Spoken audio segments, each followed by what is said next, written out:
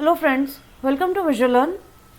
Friends, आपको पता है कि सीबीएसई बोर्ड ने एग्ज़ाम पैटर्न में कुछ चेंजेस किए हैं ऑल ओवर। अगर सीबीएसई बोर्ड की ही नहीं, जो स्टेट बोर्ड्स हैं उन्होंने भी अपने एग्ज़ाम पैटर्न में कुछ चेंजेस किए हैं, जिसके चलते एमसीक्यू क्वेश्चंस जो हैं वो अबाउट 50% क्वेश्चंस पेपर में जो है वो एमसीक्यू की फॉर्म में आते हैं। अब जो एमसीक्यू फॉर्म में क्वेश्चंस आते हैं उनको अगर हम डिस्क्रिप्टिव वे में सॉल्व करें तो वो बहुत लेंथी हो जाता है और इतना टाइम नहीं होता है हमारे पास, क्योंकि एमसीक्यू को सॉल्व करने के लिए हमें टाइम बहुत कम दिया जाता है और उसमें क्वेश्चंस काफ़ी होते हैं। It is approximate 90 minutes to solve about 50 questions. ठीक है जी। तो अगर 90 मिनट्स में आपको 50 क्वेश्चन सॉल्व करने हैं, अगर उसको डिस्क्रिप्टिव वे में सॉल्व करोगे तो वो बहुत टाइम कंज्यूमिंग हो जाता है। इसलिए हमने कुछ वीडियोस स्टार्ट करी हैं जिसमें अब ये दिखाएंगे कि जो एमसीक्यू के क्वेश्चंस होते हैं उनको जल्दी से कैसे सॉल्व करना है। थोड़ा इसमें कुछ आपको ट्रिक्स भी बताई जाएंगी और इसमें कुछ जो एक थोड़ा अलग सा पैटर्न होता है कि क्वेश्चन को कैसे आइडेंटिफाई करना है और उसको कैसे फटाफट सॉल्व करना है। देखिए, कई बार क्या होता है कि हमें क्वेश्चन को सॉल्व करना होता है, कई बार क्या होता है कि हमें आंसर में क्वेश्चन की वैल्यूज को पुट करके अपना करेक्ट ऑप्शन जो है वो निकालना होता है। तो ये सभी चीज़ें हम इसमें देखेंगे। तो आज के इस वीडियो में मैं 5 ऐसे क्वेश्चंस ले रही हूँ from the chapter is pair of linear equation in 2 variables. ठीक है जी। तो पहला क्वेश्चन आपके सामने है। इट इज कि if 7 books and 5 pens cost 410 whereas 5 books and 7 pens cost 334, then the cost of 3 books and 4 pens would be, it is the answers are rupees 135, 145, 255 और 198। तो हमें बताना है कि 3 बुक्स और 4 पेन्स की कॉस्ट क्या होगी। ठीक है जी। तो देखिए, इसको पहले तो ये देखो कि 7 बुक्स और 5 पेन्स जो है वो 410 के हैं। यहाँ पर अगर हम इसको ऐसे शुरू करते हैं कि 7 books plus 5 pens 410 rupees, then 5 books and 7 pens यानी कि 5 books plus 7 pens, this is equal to 334 rupees. अब देखिए, अगर अब आप इस इक्वेशन को ध्यान से देखिए, यहाँ पर अगर मैं ये जो आपका पहली वाली इक्वेशन है इसको मैं A1 और B1 ले लूँ और दूसरी वाली इक्वेशन में इसको A2 और B2 ले लूँ, तो आप यहाँ पे देख रहे हो कि A1 जो है वो B2 के बराबर है और A2 जो है वो B1 के बराबर है। जब भी आपके पास इस तरह का क्वेश्चन आ जाए तो आप क्या करो कि इनको एलिमिनेशन सब्स्टिट्यूशन से सॉल्व करने से पहले एक जो फास्ट फॉरवर्ड काम हम कर सकते हैं, इन दोनों इक्वेशंस को एक बार प्लस कर लो, एक बार माइनस कर लो। उससे क्या होगा, देखो, जब हमने इन दोनों इक्वेशंस को प्लस किया तो ये 7 + 5 12 हो गया। सो 12b प्लस अगेन 7 + 5 फिर से 12 हो गया। अब 410 और 334 को जब हमने प्लस किया, ये हो गया हमारा 744, राइट। तो 12b + 12p = 744। अब इन्हीं दोनों इक्वेशंस को आप माइनस कर लो, तो 7 - 5 इट इज 2b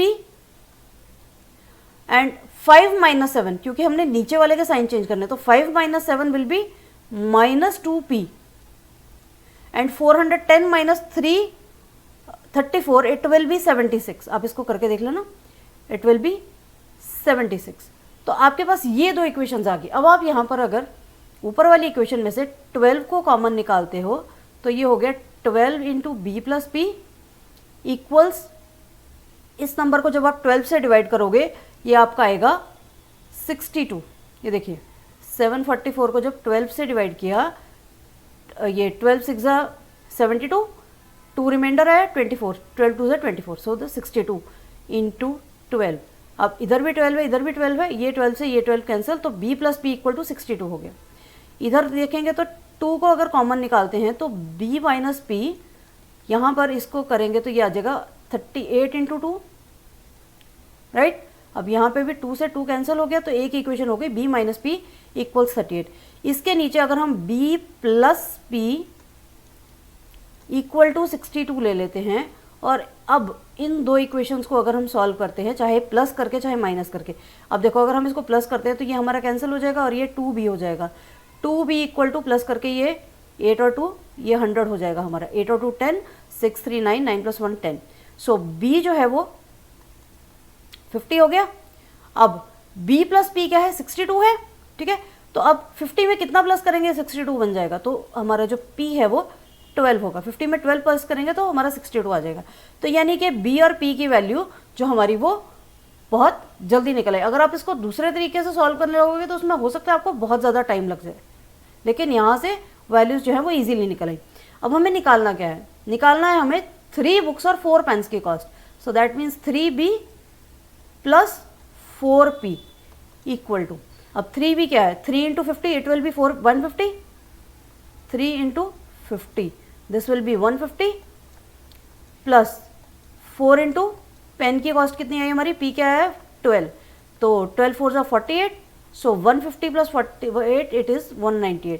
सो आपका d जो है वो आपका करेक्ट आंसर है, दैट इज 198। ठीक है जी, नेक्स्ट क्वेश्चन देखते हैं। अब नेक्स्ट क्वेश्चन में क्या है आपके, the pair of equations x equal to 2 and y equal to 3 graphically represents the line which are, first option is coincident, second option intersecting at 2 3, third option is parallel and fourth option is intersecting at 3 2। अब देखिए, अब वहां पर वो कह रहे हैं कि द x इक्वल टू 2 है और y इक्वल्स टू 3 है।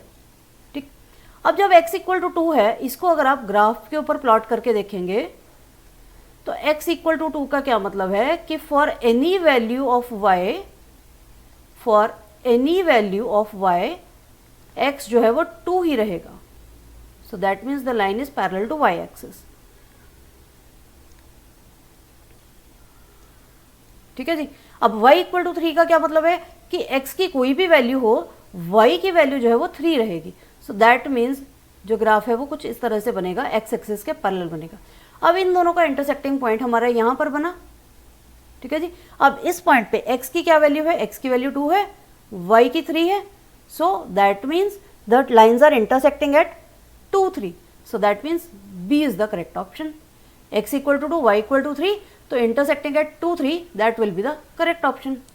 ओके, तो अगर आप इस चीज़ को दूसरी तरीके से सॉल्व करने लोगे, जैसा कि हम ट्रेडिशनली करते हैं कि x plus 0 into y equal to 2, उस तरीके से अगर आप इसको डिस्क्रिप्टिवली सॉल्व करोगे तो ये बहुत टाइम लेगा। अगर आप इसको सीधा ग्राफ पे प्लॉट करके देख लेते हो तो आपको पता चल जाएगा कि अगर ये x2 और y3 है तो इंटरसेक्टिंग एट 2 3 बनेगा।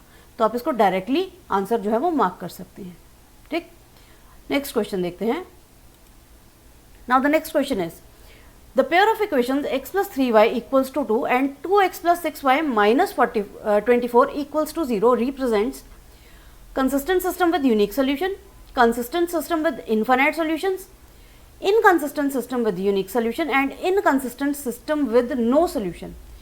अब यहाँ से आप देखो कि सबसे पहली चीज़ तो कि जो यूनिक सोल्यूशन होता है वो इनकंसिस्टेंट नहीं होता। ठीक है जी, अब यहाँ पर हमें आंसर में से अपना ऑप्शंस में से हमें निकालना है। इनकंसिस्टेंट सिस्टम जो यूनिक सोल्यूशन वाला होता है वो इनकंसिस्टेंट नहीं होता, तो दैट मीन्स ये ऑप्शन तो इनकरेक्ट हो गया। Okay, now inconsistent system with no solution, consistent system with infinite solution और consistent system with unique solution. अब इन तीन ऑप्शंस में से हमारा कोई एक का आंसर करेक्ट निकलेगा। अब हमें पता है कि जब हम कंसिस्टेंट या इनकंसिस्टेंट पता करना होता है तब हमें a1/a2 को कंपेयर करना होता है b1/b2 और c1/c2 के साथ। तो अब यहाँ पर हम वैल्यूज पुट करके देखते हैं। a1/a2 हमारा क्या है 1/2, b1/b2 क्या बन रहा है 3/6 और c1/c2 क्या है। अब यहाँ देखिए ये इक्वल टू 12 है, तो जब ये इक्वल टू के इस तरफ चला जाएगा तो ये -12 हो जाएगा। तो यानी कि हमारी इक्वेशन हो जाएगी x plus 3y minus 12 equals to 0 और नीचे वाली इक्वेशन है 2x प्लस 6y माइनस 24। ठीक है जी, तो यानी कि जो c1 और c2 है ये दोनों ही नेगेटिव में है, तो -12 अपॉन -24। सो माइनस से माइनस कैंसिल हुआ। अब अगर आप इनको देखेंगे तो दिस इज 1/2, 12 और 24 को जब कैंसिल किया तो again this is 1/2। So that means a1/a2 equal to b1/b2 and equal to c1/c2। तीनों चीजें आपस में इक्वल हैं, तो ये क्या होगा coincident lines, that means infinite solutions. ठीक है जी, क्योंकि जहां पर a1/a2 equal to b1/b2 equal to c1/c2 आता है तो वो इनफाइनाइट सॉल्यूशंस होते हैं। ये चीज़ हमने पढ़ी हुई है। ठीक है, तो यहाँ से आपका सीधा सीधा आंसर निकल आया कि consistent system with infinite solutions, ये आपका करेक्ट ऑप्शन है। ओके, आई होप आपको समझ में आ रहे होंगे। देखते हैं next question. Next question is the pair of linear equations which has unique solution as x equals to 3 and y equals to -1।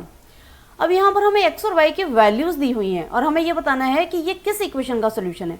Simple सी चीज़ है कि जितनी भी इक्वेशंस हमारे पास यहाँ पर हैं उन सब में हम x और y की ये वाली वैल्यू पुट कर लेते हैं। जिस इक्वेशन में वैल्यू सेटिस्फाई करेंगे वो इक्वेशन का ये सोल्यूशन है। तो अब अगर x equal to 3 y equal to -1 है, पहली इक्वेशन में अगर हम इसको पुट करते हैं तो x minus y equals to 4।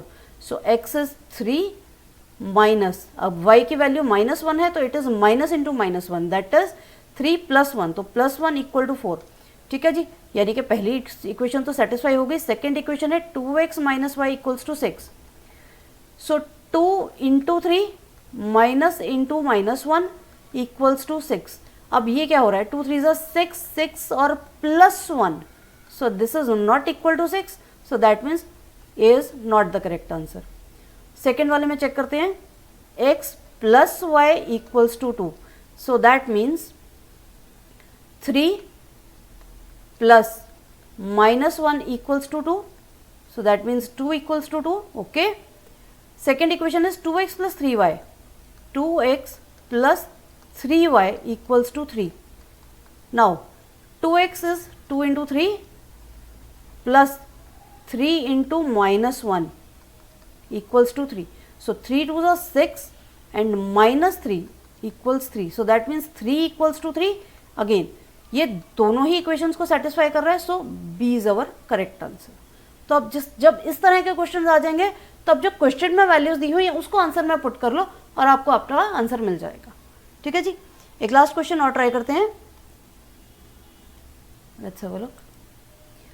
हाँ जी, the question is for what value of k 2x plus 3y equals to 4 and k plus 2 into x plus 6y equals to 3k plus 2 will have infinite solutions। तो students हमें पता है कि infinite solutions के लिए हमारी condition क्या होती है कि a1/a2 must be equal to b1/b2 must be equal to c1/c2। ठीक है जी, अब वैल्यूज पुट करते हैं। तो पहली इक्वेशन में से हमने लिया 2/k + 2 equals to 3/6 equals to 4/3k plus 2। अब क्योंकि a1/a2 equal to b1 equal to c1/c2 है, सो इसलिए हम कोई भी दो इक्वेशंस को लेकर के अपना क्वेश्चन सॉल्व कर सकते हैं। अगर मैं इन दो इक्वेशंस को लेती हूँ और इनको हम क्रॉस मल्टीप्लाई कर लेते हैं तो ये हो जाएगा 6 × 2/3 इक्वल्स टू k + 2। 6 को मैं ऊपर ले गई और 3 को नीचे लिया और ये k + 2 ऊपर चला गया। तो इसको जब हमने कैंसिल किया तो it is k + 2 equals to 4 equals to k + 2, so k equals to 4 - 2 that is 2। So k की वैल्यू जो है वो आपकी 2 आ गई। ठीक है जी, सो इस तरह से आपने क्वेश्चन को देख करके आंसर कैसे निकालना है वो डिसाइड करना है। कहीं पर हमें क्वेश्चन सॉल्व करना पड़ेगा, कहीं पर हमें कंसेप्चुअल बेस्ड क्वेश्चंस होते हैं जहां पर हम आंसर में से ही क्वेश्चन को आइडेंटिफाई करके उसका आंसर निकाल सकते हैं। कहीं पर क्वेश्चन में दी गई वैल्यूज को आंसर में सब्स्टिट्यूट करके हम उनका आंसर निकाल सकते हैं। सो हर क्वेश्चन को डिटेल में सॉल्व करना ज़रूरी नहीं होगा। ठीक है, सो इस तरीके से हम आगे और भी क्वेश्चंस लेकर के आएंगे ऐसे ही। तो आप तब तक इन क्वेश्चंस को प्रैक्टिस कीजिए और अगर आपके पास कोई ऐसे क्वेश्चंस हैं जिनका सोल्यूशन आपको समझ में नहीं आ रहा है तो वो मुझे ज़रूर भेजिए अपने। मुझे बहुत अच्छा लगेगा अगर मैं आपकी क्वेरीज को सॉल्व कर सकूं। सो मिलेंगे नए अगले वीडियो में। Till then keep practicing, keep visual learning, have a nice time, bye bye.